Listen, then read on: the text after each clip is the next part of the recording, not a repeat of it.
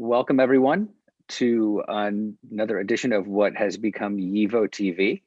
We've been broadcasting our public events via Zoom and YouTube. Today, we will be discussing Jeffrey Shandler's new book. This is what it looks like. Biography, Yiddish, Biography of a Language, which presents the story of Yiddish from its origins to the present. And it's a very sort of unique structure he's created. It's in the form of a biographical profile. So through a series of thematic chapters from name and date and place of birth to religion and life expectancy, Professor Shandler offers surprising insights into the dynamic interrelation of the language, its speakers and their culture, and explores the varied symbolic investments that Yiddish speakers and others have made in the language. We'll be joined today by the author as well as two scholars, Anita Norich and Ayala Fader, with whom we'll be discussing this marvelous new book. Now, please, before we start, let me officially introduce our panel. Jeffrey Shandler is the Distinguished Professor of Jewish Studies at Rutgers University. His publications include Adventures in Yiddish Land, Post-Vernacular Language and Culture, and Shtetl of Vernacular Intellectual History, among other titles. He is also the editor of Awakening Lives, Autobiographies of Jewish Youth in Poland Before the Holocaust, and translator of Emil and Karl, a Holocaust novel for young leaders by Yankov Gladstein. Shandler has served as the president of the Association for Jewish Studies and is a fellow of American Academy for Jewish Research.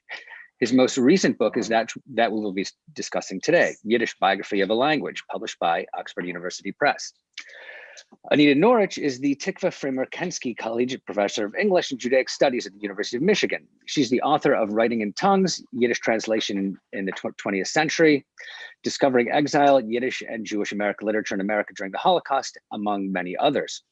She translates Yiddish literature and teaches, lectures, and publishes on a range of topics concerning modern Jewish cultures, Yiddish language and literature, Jewish American literature, and Holocaust literature. Ayala Fader is a professor of anthropology at Fordham University. Her ongoing research agenda ethnographically investigates contemporary North American Jewish identities and languages in urban centers. Fader's scholarship engages key issues at the intersection of religion, Jewish studies, gender, and linguistic anthropology. Her most recent book is Hidden Heretics, Jewish Doubt in the Digital Age. And I am Eddy Portnoy. I am the academic advisor and director of exhibitions at the YIVO Institute for Jewish Research. With all that out of the way, we can now begin. So please, Dr. Shandler, take us away. Well, thank you, Eddy. First, I want to thank Alex Weiser and Jane Tushinsky for organizing this event, and Eddy for being our moderator. I can't think of a more appropriate venue to talk about this book than YIVO, including the fact that it's where I got my start in the field of Yiddish studies almost 40 years ago. And I'm especially honored and delighted that Ayala Fader and Anita Norich are joining as discussants. They are two of my all-time favorite colleagues in Yiddish studies. I've learned so much from their work, and I'm looking forward to hearing what they have to say. So I thought I'd begin by talking a little bit about how I came to write this book, because it's a little unusual, at least for me. This book was a commission. And one day I got an email from an editor at Oxford University Press saying, we have a series called Biography of a Language, and we'd like to have one on Yiddish. Would you like to write it? And I thought, that's an interesting proposition. But it raised a lot of questions for me. And my first question was, well, if this is a series, does it have to follow some kind of formula, which, University Press books and series, often there are very specific guidelines you have to follow, in which case I didn't think I'd want to do it. But they said, no, you come up with your own approach. So I thought, well, that's interesting. I'll give it some thought. They said, why don't you look at the other books in this series? There was one on German and one on Dutch, and you can see how they went about it. So I went online, and I could look at the table of contents and look at the introduction of the books, and each one is different, but they're basically histories of the language, which got me thinking, so why is this called Biography of a Language? Why not Introduction to the Language, the story of a language? What's with biography? And I discovered that when you type into a search engine, biography of, immediately, a whole slew of titles of books come up that are not books about people, which is what we conventionally think a biography does, but are about, anything from a germ, a theater, a river, a planet. I mean, the list goes on and on. So I thought, well, maybe this is just a sort of, piquant way of saying the story of whatever the subject is. I wasn't quite sure what to make of that. But I thought, well, when you do that, you're treating a subject that's not a person as if it were a person, by calling it a biography or anthropomorphizing your subject, at least nominally. And when it comes to languages, that's actually something people do a lot. And in the case of Yiddish, quite extensively, sometimes very provocatively, sometimes very productively, sometimes really problematically. And I thought, that's something a book about Yiddish should address. And it occurred to me that this would be a key way to tackle what I think a book about Yiddish ought to do, which is sort of two things. One is tell the story of the language, but also tell the story of how the language has been conceptualized, how it's been discussed, how it's been scrutinized, how it's been imagined. This is really key for understanding Yiddish, past, present, and future. And the more I thought about it, the more I thought that biography actually provides a really interesting model for how to organize that discussion. And as Eddy mentioned, I decided that the book should be a series of short thematic chapters following a biographical profile. As he mentioned, name and date of place of birth, onto religion, occupation, political affiliation, and ending with life expectancy. And I thought this would not only be an interesting way to address the material, but it would allow the book to speak to two different audiences. One is for those who don't know much about Yiddish. This would serve as an introduction and a point of entry to further learning about the language. For those who do know about the language, such as my panelists today, it's less about sharing new information about the language and more a way of proposing new ways of thinking about Yiddish by employing a different way of presenting the language, and in doing so, posing new possibilities for thinking about how Yiddish has been conceptualized and how it can be conceptualized going forward. So on one hand, I would not have written this book on my own initiative. It very much came from this invitation. On the other hand, I imagine that my approach isn't what the press envisioned. So this book emerged out of a very distinctive confluence of possibilities.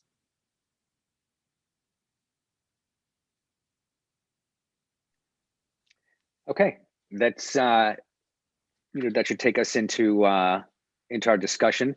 I think we can start with like little responses. Why don't we start with Ayala, and then we'll move to Anita.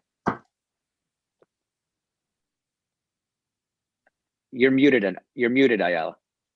Yeah. How could I possibly do that after all this time? That's so humiliating. I'm sorry. All right. Anyway, I'll start again.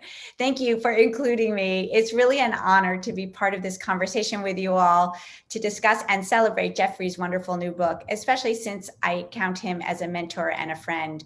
And in just a very few brief comments, I'd like to raise some issues that really resonated for me as I read through the book. So let me begin by saying that what I really appreciated about the book is its long arc, its breadth, and the diversity of materials, which really allows Jeff to be in so many different intellectual conversations with such varied interlocutors. This is really something that Jeff, everyone who knows him, this is true, is a real expert at, and it's unusual in academia. And I read the book as an anthropologist, of course, interested in dynamics among language, culture, and politics. There's a lot of ethnographic scholarship on historically multilingual non-Jewish communities whose linguistic repertoires are also hierarchical and are anthropomorphized. And from this work, we know that attributes of people are semiotically linked to their languages. But what Jeff's book contributes to these kinds of conversations is that we see how the anthropomorphizing of Yiddish has changed over time and space through the relationships among a range of Jewish and non-Jewish languages. And again, that's where his interdisciplinarity and the temporal perspective is so valuable. Jeff shows us that the dynamics of Jewish multilingualism have been complicated in part because of the actual blurring of boundaries so often among those languages as they are used in speech and writing. And I'm reminded of a Hasidic friend I was once chatting with who said to me that when she was growing up, she never knew if the word cher was English or Yiddish. So toward the end of this book, Jeff brings up the recent sociolinguistic concept of translanguaging as a way to understand Yiddish as it's used and to leverage a focus on linguistic boundaries as political rather than normative, which I thought was very productive. One of my favorite parts of the book is that Jeff treats the scholars, and you mentioned this, Jeff, treats the scholars who study Yiddish with the same gaze as his portrayal of Yiddish itself and its speakers. That is, the scholarship around Yiddish is analyzed as cultural material. And what this offers us is a really invaluable intellectual history of what eventually becomes Yiddish studies. I really appreciated that. In terms of my own study of Yiddish among contemporary Hasidic communities in New York, the gendering of Yiddish, especially in relationship to other languages, either Lashon Kodesh, so liturgical Hebrew, or English, for example, was fascinating. And again, Jeff's contribution here is to reveal throughout the book how gender might be a key point for organizing linguistic access and competencies because certain Jewish communities are structured on gender difference. But what's so interesting is how that gendering has changed over time. This is something I'm following these days in my own work as I sort of track the evolution of a new variety of what I'm calling, actually thanks to Jeffrey, enlightened Hasidic Yiddish, which is a variety predominantly for quote unquote open-minded Hasidic men, so that the feminizing of Yiddish that we read about in the 20th century in this book is actually reversed and Yiddish becomes a masculine marker. Similarly, I found Jeff's tracing of the Haskalah and Yiddish and Maskilim's relationship to Yiddish and language more generally really provocative for some of my own work with, again, these enlightened or aufgeklärte Hasidim, open-minded today, especially around literacies and changing technologies and the circulation of texts.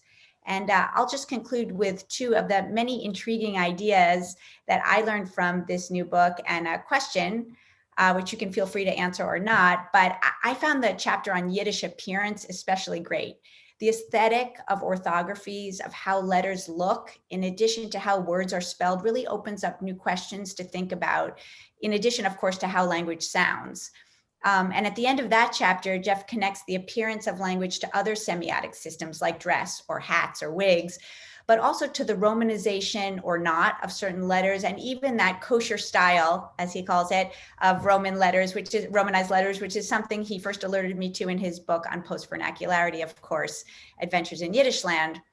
Another really interesting sort of tidbit from the book was to read that in the religion chapter, that the Yiddish word for religion, religia, is a relatively new one, in contrast to more specific words denoting religious conviction or practice. And he lists many: din, das, chok, yira shamayim, emina.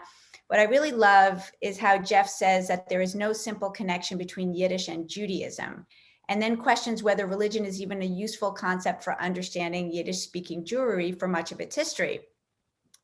So for me, while I take exception to Jewish exceptionalism, I do think that the diasporic Jewish experience more generally makes us question how Jewishness and probably Jewish languages really challenge contemporary, often Protestant ideas of what constitutes religion as a category, which for me is the real provocation that Jews and Judaism provoke for the social sciences more generally.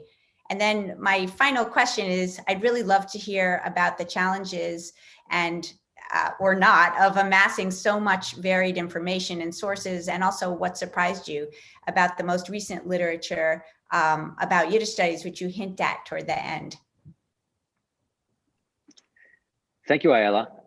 That was great. And I can just add, before we get to Anita, that this book is, one of the reasons that this book is so fabulous is the incredible breadth. Incidentally, that's my dog barking, not me. Sorry, the perils of working at home. One of the things that I noticed with the broadness of this book and how you touch on so many different topics is I was concerned for your indexer. There are so many things, so many topics. It's just absolutely phenomenal. And, like when you started for the general reader, it's an amazing introduction to Yiddish for them. All right, Anita, please take it away. Well, you just said everything that I was going to say, so I'll try Sorry. to. No. I'll try to cut it. I also want to talk about, or at least mention, this extraordinary range. At some point, I know that Jeffrey was worried that those of us who were in Yiddish studies quite fully would not find much that was new in this, which is absolutely not true. It's an incredible array of not just sources, but of arguments, of perspectives, and of media, which is, of course, one of Jeffrey's fortes.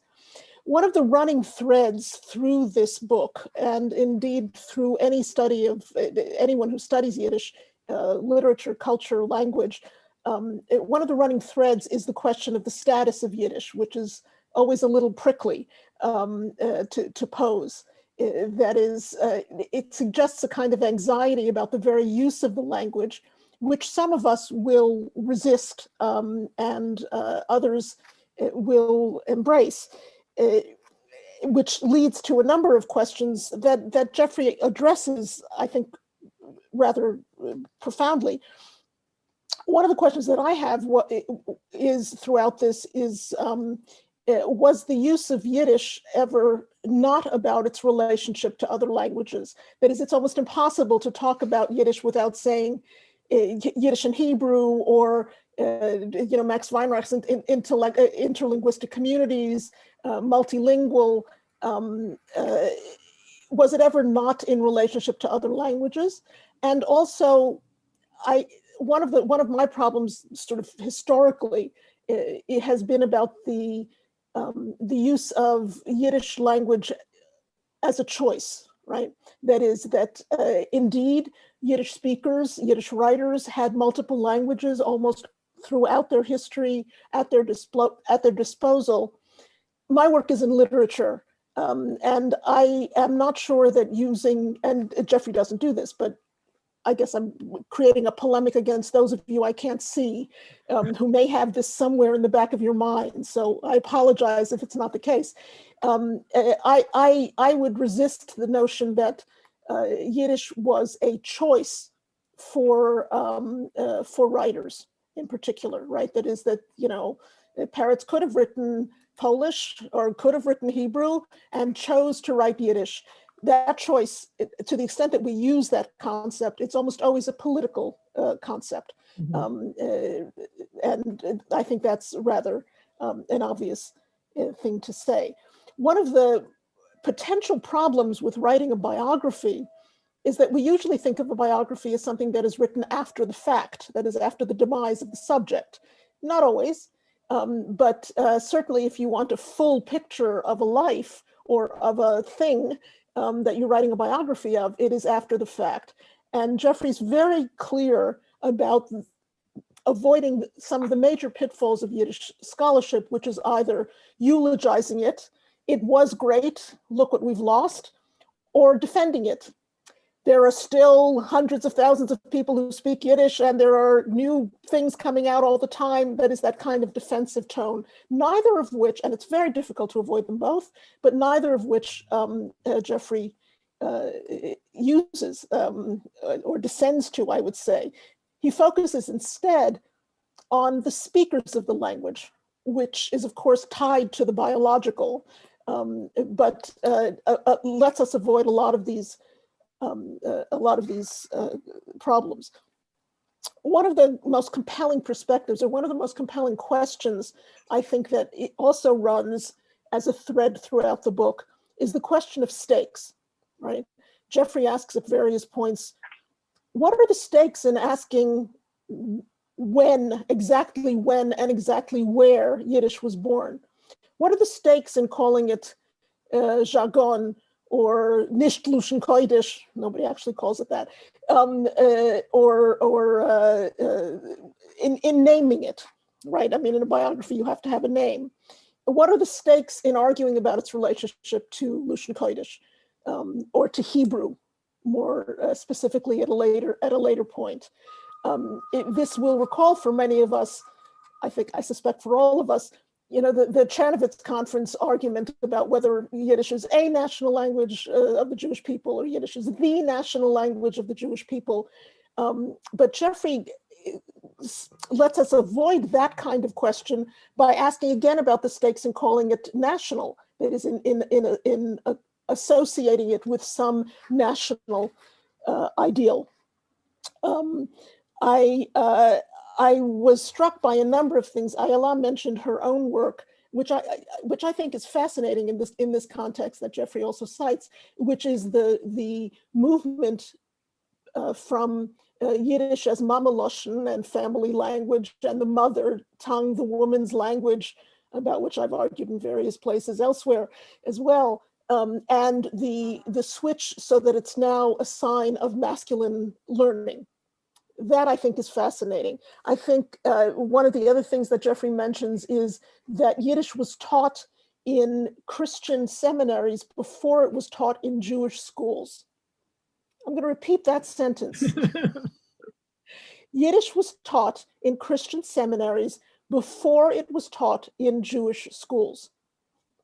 Why? It may seem obvious after the fact, for proselytizing reasons.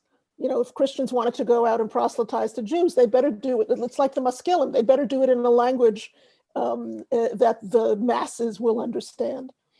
And finally, I think, or penultimately, I think one of the key discussions that emerges from this, or that is explicit in this, is the not quite debate or argument, but the distinction between Prelutsky's view of language and Weinreich's view of language that Jeffrey points out. That is standard Yiddish what is in popular usage? Is that the guide for determining what's standard Yiddish, Prelutsky?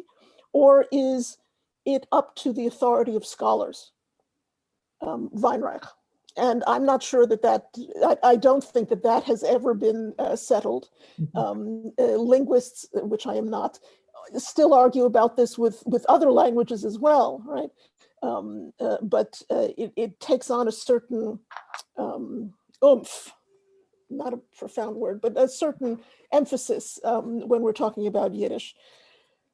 And finally, I think what this book is an enactment of is something else that Jeffrey quotes, Max Weinreich's definition of Wissenschaft, as in Jiddische Wissenschaftliche Institut, YIVO, right? Wissenschaft, he said, is Wissen, was schafft, that is knowledge that creates. And I really can't think of a better way to describe this book than exactly as Wissen was schafft. I'll stop. But if I can ask, I know it's never over. But my questions that can easily be ignored at this point for Jeffrey is what he saw as the disadvantage of anthropomorphizing Yiddish, that is where that was a block in something. And finally, I think people will be, this has been an ongoing argument since the post-vernacular argument that Jeffrey put forward, which is at some point you say in this, that sometimes Yiddish is used as an end in itself. And I guess I'd ask you to flesh that out a little bit in our discussion if you want to. Thanks. Great, Anita, thank you so much. I just want to point out before I let Jeffrey start, if people have questions, please put them in the Q&A section, not the chat. Put your questions in the questions and answers, the Shaylas and Shuvas section. So please, Jeffrey, feel free to answer the questions. Thank you. Well, I couldn't ask for two more thoughtful readers, and I've scribbled down lots of notes from things that you've mentioned, and Eddy also, and actually you sort of echoed something that the others raised, which is about dealing with breadth. And this was when I decided to do this, I thought part of the challenge was how can you sketch out as fully as possible a language in its entirety of usage and its entirety of conceptualization, which is a huge order, especially when, I did mention that the press basically said in terms of structure of the book, it was carte blanche. They did have one restriction, which was they said the book can be no longer than 80,000 words, including the references, which may sound like a lot of words, but I see my colleagues shaking their heads. It's not a lot of territory to cover a huge topic. So this required being very, very selective and strategic, which at times was very frustrating, but it also got me to be really incisive, and could have written a much longer book, but in a way, a book that's tighter, sort of foregrounds what are key points. And so one of the key points, and this goes to something Anita raised about, she said, is there ever a time when, people don't talk about Yiddish in relation to other languages? And my instinct is to say, I don't think so. Doesn't mean that necessarily a consciousness of use is often automatic among native speakers in environments that are, fully just people speaking Yiddish, and it feels sort of automatic and natural. But when people start talking about the language, because it's a language that never stands alone, and that I think is probably the most important thing to think about with everything else about the language. There are always these other languages that are present. And as I think Ayala mentioned, there's a hierarchy. They're not, they're not, parallel and equal, but they're complementary. And this is a language you use at home. This is a language you use at work. This is a language you use in the synagogue. This is a language you use in school. This is a language you use when you're talking to other Jews. This is a language you talk to this non-Jewish population, to that non-Jewish population. This is the language that women are using, that men are using, that children are using. This is the language of state. These are languages of culture. And, and they all have a different value associated with them. Yiddish is almost never on top of that hierarchy, which is also a key thing to bear in mind. And as I think both of you mentioned, this really complicated constellation of languages keeps shifting because the speakers keep moving, or even if they're staying in the same place, new opportunities or restrictions arise, which could be political, intellectual, educational, economic, social. And so where, Yiddish is always being checked vis-a-vis these other languages, both in terms of how people think about it, but also this shapes the language as, it's a language formed out of contact between two different speech communities, and that shaping by contact continues to be what informs the language. So that immigrant Jews coming to the United States in the 19-teens would encounter immigrant Jews who are Yiddish speakers who had been there since the 1880s, and they can't understand what these people are saying in Yiddish because the Yiddish has been shaped by the contact with English. And there are many other examples of this kind of thing. That's part of what makes it so interesting. And as Anita mentioned, this is ultimately, it's about language and its relationship to people and their culture. And as Ayala knows well, whenever people talk about language, they're invariably talking about something else. There's always something, just extra linguistic. In other words, things that are happening around the language. And that's what has kept me so engrossed in the study of Yiddish, and it's what I try to find a way to embrace in its fullness in a limited number of words in this book.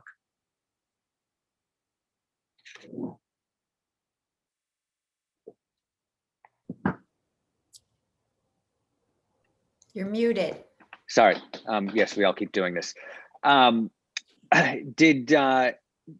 Jeffrey able to respond to the questions that you asked initially? Probably not all of them. Do you want to, is it something you wanted him to get to? I'm good. Yeah.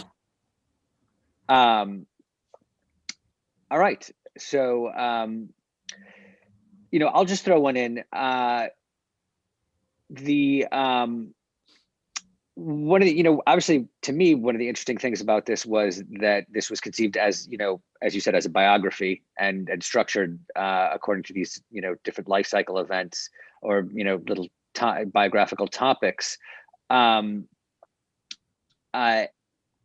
wondering first, did you look at the other books in the series that are biographies of languages and how similar or different is yours from theirs, from the other ones? And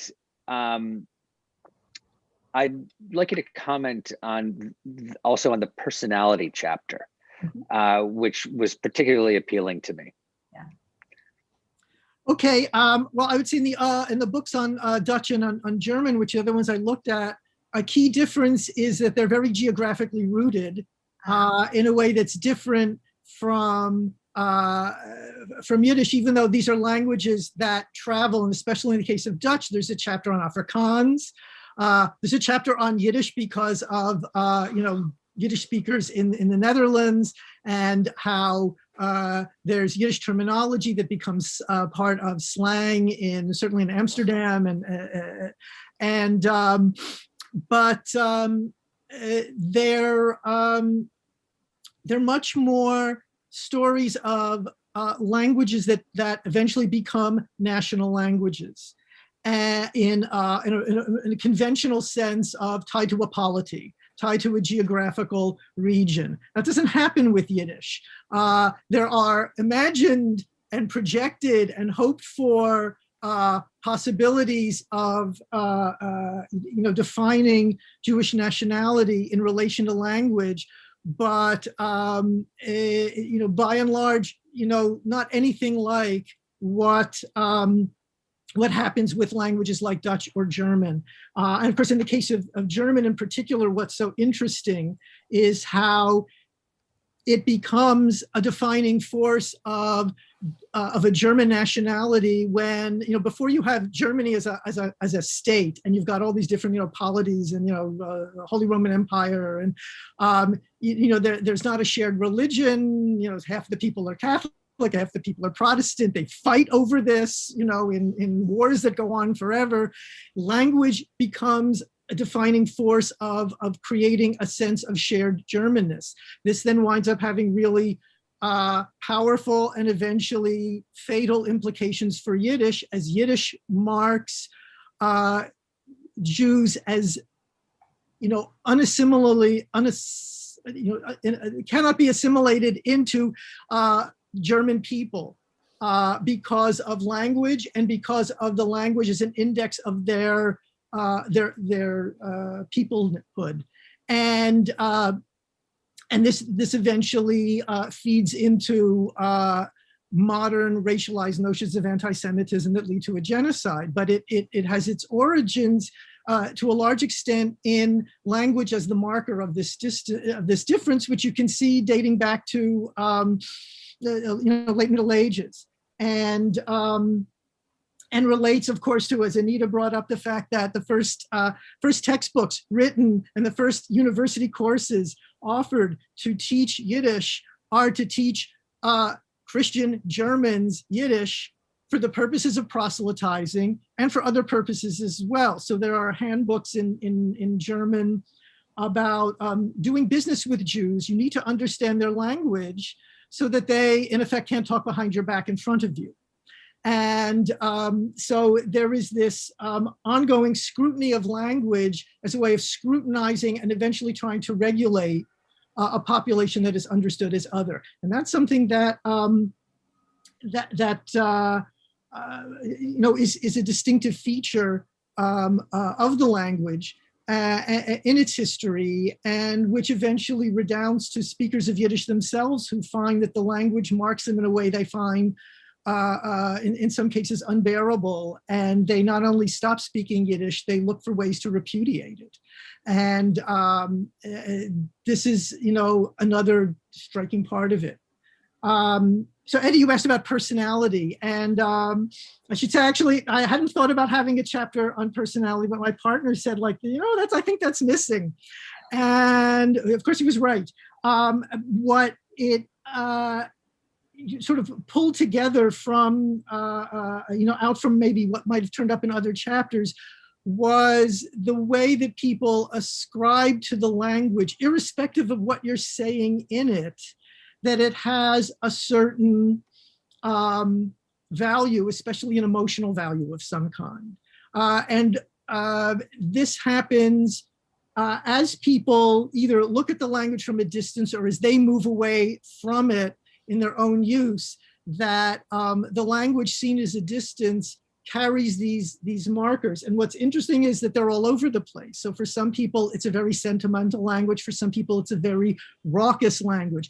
For some people, it's very unsophisticated. For some people, it's very nuanced. And that idea becomes increasingly part of the way people talk about the language, especially when they talk about it in other languages.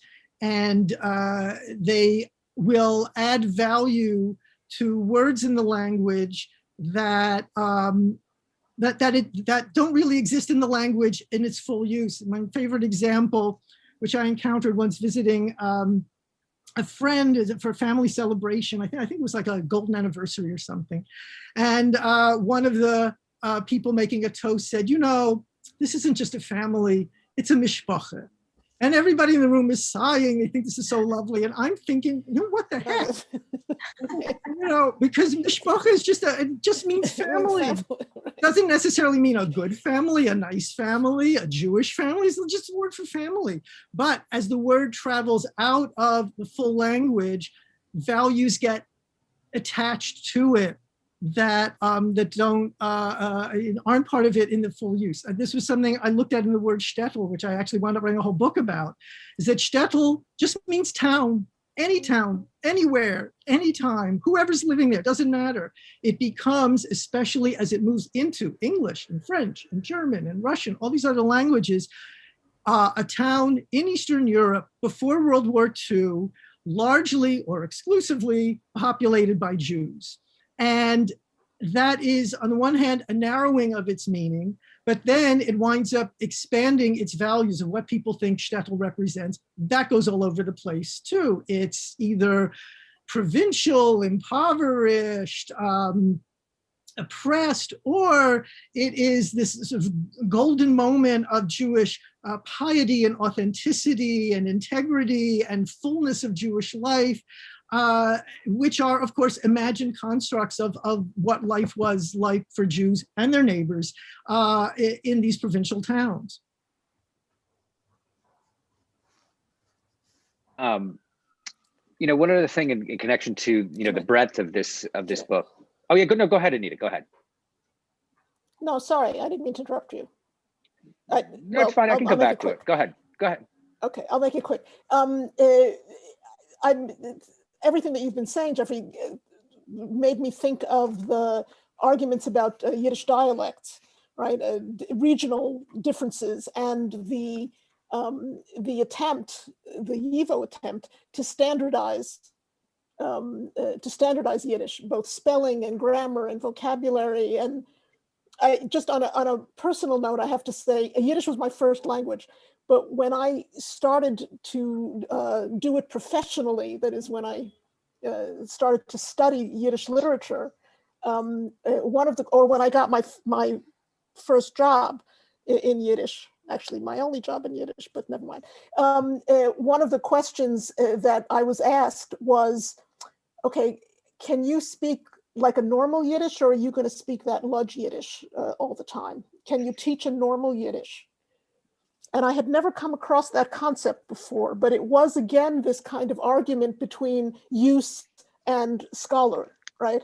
I think it's worth pointing to those kinds of conflicts that have obviously not been resolved or settled yet. That's such a good point. And I think, this is another thing that distinguishes Yiddish from state languages like, Dutch and German become state languages. And there's a state apparatus that at a certain level, at least, creates a standard language through public education, public broadcasting, things like that. That never happens in Yiddish. And also, I think it's fair to say this is, by and large, the speakers of Yiddish resist the notion of standardization and find it, I think at best constraining. I think it's probably the politest way to put it, if not offensive of, who are you to tell me what I should or shouldn't say, or how I should or shouldn't spell, which gets back to the issue about orthography. And if anything, there is a kind of pleasure taken in the language resisting standardization, which does make it challenging for teachers of the language who, are expected, as Anita was, to teach a standard language, and that probably what one has to do if you're going to teach a language in a classroom, which is different than vernacular use of a language that you learn through, listening and imitating and experimenting with it in home or other, environment. And but then you encounter, once you've learned, if you start with the standard language, you discover that only takes you so far. And I see Ayala nodding that she had to go out and learn Hasidic Yiddish after she learned standard Yiddish. Right. Yes, I had to actually hire a young woman to tutor me because I didn't understand anybody. But I was just going to add on to what Anita said. I think that's, and what you're saying too, so interesting. In some of my work recently with certain enlightened Hasidic men, there's a kind of strain of linguistic purism and a desire for standardization that really shocked me. They would say to me in interviews like, well, Hasidic Yiddish, it's a mishmash. There's no spelling, there's no standard, there's not enough words, you can't express yourself. And I'm thinking, wait, I thought Hasidim don't care about standardization. But it depends on where you stand in terms of a written literature, in terms of where you stand in trying to align your own language with other national languages who do have standards. It might align with whiteness, I'm not sure, but I wonder about that, like standard English, in particular. It's also worth, I keep quoting Max Weinreich a little too much, but we remember his definition of a language, right? A language is a dialect with an army and a navy. Yeah. Right. So the political power that comes, the national power that comes. You can't quote Max Weinreich too much. I think not. I think that's right. If there's a hero in, for me, it is Max Weinreich, even though there are times where I find myself daring to disagree with him. But it's, there was, so much intelligence and really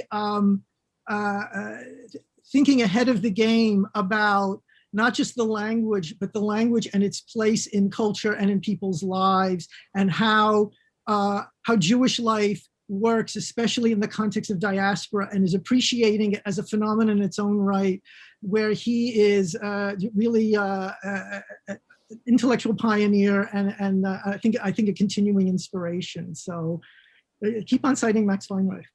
Try.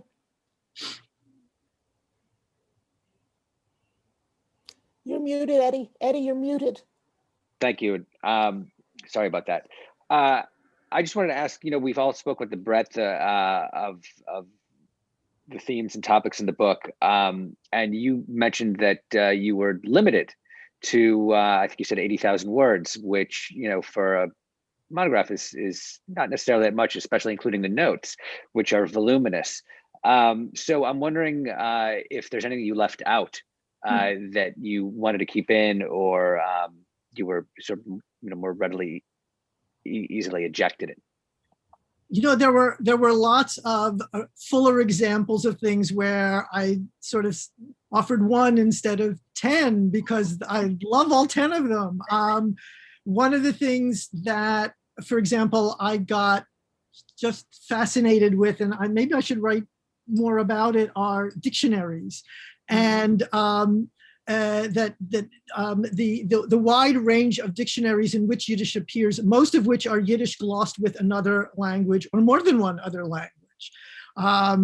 And there are actually relatively few dictionaries that are Yiddish definitional dictionaries where the definition is in Yiddish rather than a glossing dictionary, either into or out of Yiddish. That in and of itself is really interesting phenomenon, tells us something about, again, the language not standing on its own. And what I decided to focus on there, and it has to do with this issue of that Anita raised of being a Yiddish professional, is that there's this moment in, and it's quite striking, in 1860s, 1870s, in the Russian Empire mostly, a little bit in Romania, where Yiddish professionalism begins, and you get the first Yiddish editor of a modern periodical with Tederboim, and you get the first modern Yiddish novel is Abramovich's Das kleine Menschele, and you get the first Yiddish theater and first playwright with Goldfaden, and you get with Shia Mordechai Lifshitz the first modern dictionaries, and it all happens at the same moment. And it seemed to me that was the most important thing to say about dictionaries, was that they represent a moment of professionalization of the language in a way that just didn't exist before, and that was key to its future to the present, and a language that's increasingly become professionalized. Great, thank you. If we don't have any more from Anita and Ayala, I can move to some questions from the audience. There are a number of people who are asking about the origins of Yiddish, sort of the two back ends, the origins of Yiddish, and if there's a resurgence of Yiddish today, and what Yiddish is like today. So maybe you could speak to that just a bit. Okay, so with the origins of Yiddish, there are multiple theories of the origins of Yiddish, and I have to confess, I don't have a dog in this hunt, as we say in Yiddish. It's not, partly it's my predilection. I'm more interested in where things go than where they come from. And partly because when I look at, theories of origins, and not just of Yiddish, but of anything, the further back you go in time, the less evidence you have, and the more you have to speculate. And there is often very informed, thoughtful speculation, but that's what it is. And the origins, to me, what was interesting to figure out how I was going to write about this, because most books they either say this is my theory of how the Yiddish, where and when it begins, or they say, well, there's 4 or 5 different models, take your pick. And neither one of those felt satisfying to me. It felt to me it was more important to address the fact that no one asks this question of where and when does Yiddish come from until the 19th century. And there's a reason for that. That's when scholars in Western Europe begin to ask about the origins of languages, different languages, but also the origins of language itself as an intellectual question. And that shapes how those questions got asked. And in the case of Yiddish, how people assumed they were reading the evidence, such as it is, of where and when Yiddish might have begun, are very ideologically informed. So we see big differences between what are usually called German-centered analyses, where Yiddish is assumed to be something that deviated from German, versus the model that Yiddish is a language that begins from the moment of contact between Jews encountering speakers of German and dialects in the Middle Ages. They start creating a new language on the spot in a way that Jews in diaspora had been doing for centuries before. And both of those have powerful implications, not just for the language, but for how the speakers and their culture are understood. So that, to me, the question is best addressed by backing up and saying, well, what are the stakes of this question of saying where and when does Yiddish begin? Because there are always stakes. In terms of what's happening with Yiddish today, or I have to say, when I would give talks about Yiddish and people would say, what's the future of Yiddish? And I dreaded this question because I'm not a prophet. But at a certain point, I realized that my answer, and this is how I end the book, is you should expect the unexpected. And that's because I started studying in my work in Yiddish studies in the early 80s. And there are things that have happened in subsequent years that if you went back to me and to my colleagues and my teachers in the early 1980s and said, you're going to see the following, none of us would have believed it. And they are, for the most part, exciting, surprising developments, some of them coming out of the blue. I mean, one that in the early 1980s, who knew that the Soviet Union was going to collapse and that, communist rule over Eastern Europe was going to end, and that you could then have contact with Jews in Eastern Europe and archival resources in Eastern Europe and in the Soviet Union that nobody saw, and that these two communities would be able to enrich one another in their knowledge about the language and its lore and its literature, and create new works. The involvement of people who aren't Jews in Yiddish, which has been there for a long time, including the professors back in 18th century, 17th century Germany, has expanded in really interesting ways, so that Yiddish studies has an important presence in the academy in a number of European countries. Most of the scholars aren't Jews, and they have not only an excellent command of the language, but they bring a distinctive European set of skills and sensibilities to the work. So especially, I mean, the most obvious example, but it's not the only one, is study of early Yiddish, where it really helps if you know Middle High German. And of course, there's a lot more people who have learned Middle High German in Germany than there are elsewhere. And so you get really rich scholarship going on there. And there are other examples that are really inspiring developments that make me look forward to what's going to come next. Great, thank you. There are also a couple of questions about the characteristics of Yiddish. One person asks, is there a distinctly Yiddish way of thinking, and how that affects the language and the people who speak it? And someone else asks regarding the characteristics of Yiddish, not just sort of the words and diction, but tendencies towards orality, irony, and meta-discourse that commonly appear among children and grandchildren of Yiddish speakers. So this person asks if there are academic works that focus on this issue as well. I mean, it's interesting. Nothing is coming to mind, and maybe Ayala or Anita know of, people studying, at that level, this, engagement with the language of people who are one or more generations removed from speakers, but who have some attachment to it, other than work that actually, Uriel Weinreich was doing in the 1950s. And it's so interesting to think about him as somebody who grows up as not just a native speaker of Yiddish, but of standard Yiddish, and comes to the United States as a young man, just as World War II was starting, and serves in the army, comes back, and is starting to look at, the American scene, and he's struck by this very, partial engagement with the language of having this added value that I talked about earlier, like the example of mishpacha, right?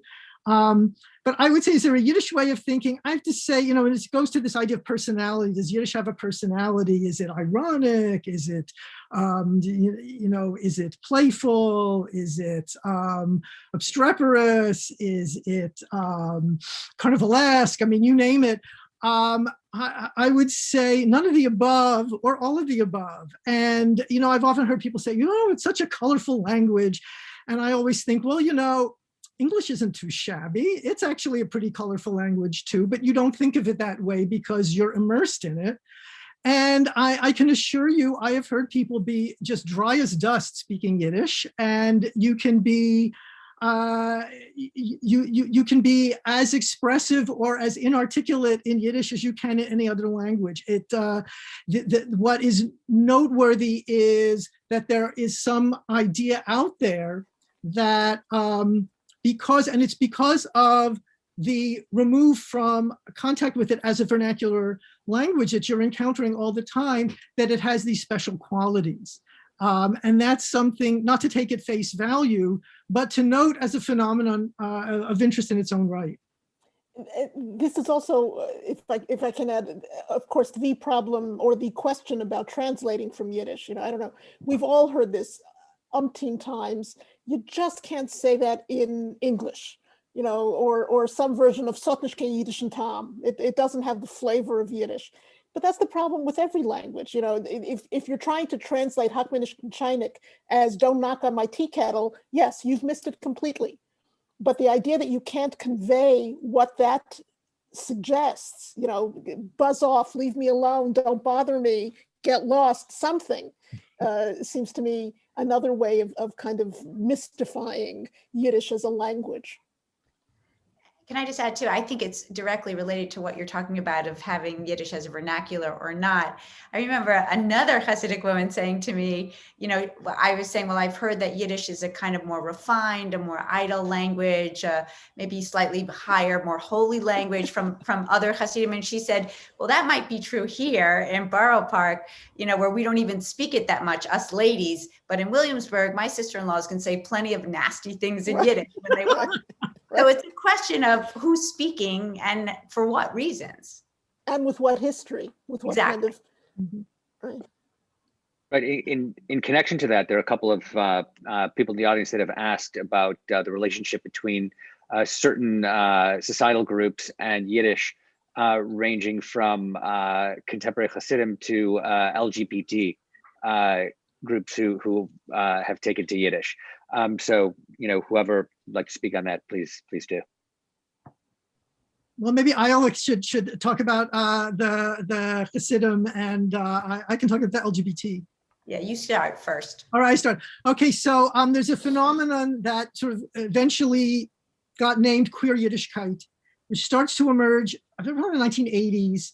And it's a handful of people, writers, performance artists, a filmmaker or two, who identify as gay or lesbian, bisexual or transgender or queer, and who see Yiddish as a vehicle for expression where they can address either an affinity that they perceive between queerness and Yiddish, or that they find the juxtaposition of them very enriching. And it's a fascinating phenomenon because it is just willed into existence by the individuals who want it, because there is no basis either in the Yiddish world, secular or religious, or in the LGBT world, which often has been indifferent, if not sometimes hostile towards religious or ethnic identities as being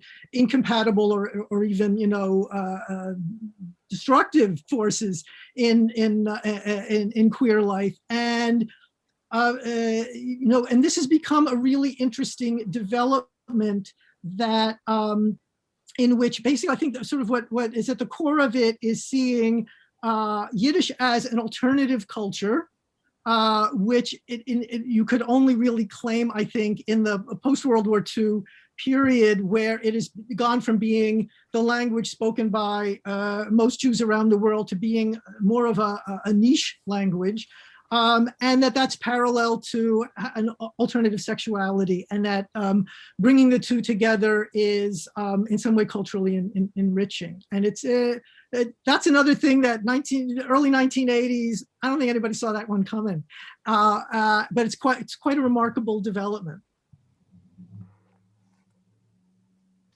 Oh, and I'll just say, I mean, that's a very big question. You know, different Hasidic groups have different relationships to Yiddish. It's generally gendered, meaning usually men speak more Yiddish than women, but that's not always true. Satmar women speak a lot of Yiddish also.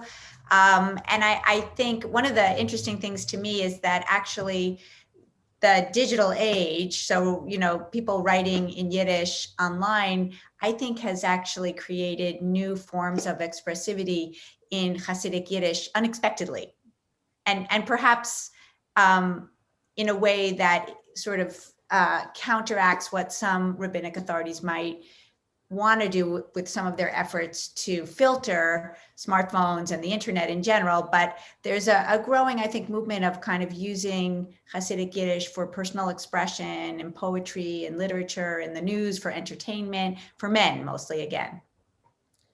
Can I just say that no Satmar, men or women, will speak Yiddish to me no matter how I dress or how tzniistic I may look. It's vergonisch helfen, as they say, nothing helps. But I think that's a key development of what's different about Yiddish post-World War II among Hasidim versus pre-World War II, certainly in Poland. I mean, not so much in Hungary, but in Poland, it was a language you had in common with Bundists, with communists, with, you know, Jews of the Mosaic persuasion who were going to the equivalent of Reform synagogues, even still spoke some Yiddish. It was a language you had in common. After World War II, it has become, certainly in the United States, and I think elsewhere as well, it's a gatekeeper language between separating not just Jews from non-Jews, but our kind of Jews, heimische Jiden, from other Jews. And especially if someone shows up and they know, no matter how carefully you try to, you know, women can obviously do this better than men, you know, fit into the community, they will, in many cases, resist speaking Yiddish with you, because as a sign of this cultural boundary. That's not always the case, but it often is, and it's a remarkable phenomenon to watch in action, because they understand what you're saying, but they will answer you in English. Yeah. Great. Really fascinating. Unfortunately, we're out of time. There were dozens and dozens of questions that we couldn't get to, although what I can say to those people whose questions weren't answered, if you buy the book, you will more than likely have an answer. So I highly suggest you do so. I'd like to take the opportunity to thank Professors Shandler, Norich, and Fader for joining us today. This was really a terrific panel discussion, and you know, buy the book and expect the unexpected with Yiddish. Thanks so much to everybody. Thank you, Eddy. Thank you, Ayala and Anita. Oh, Pleasure, really. Thanks for the book. Yeah.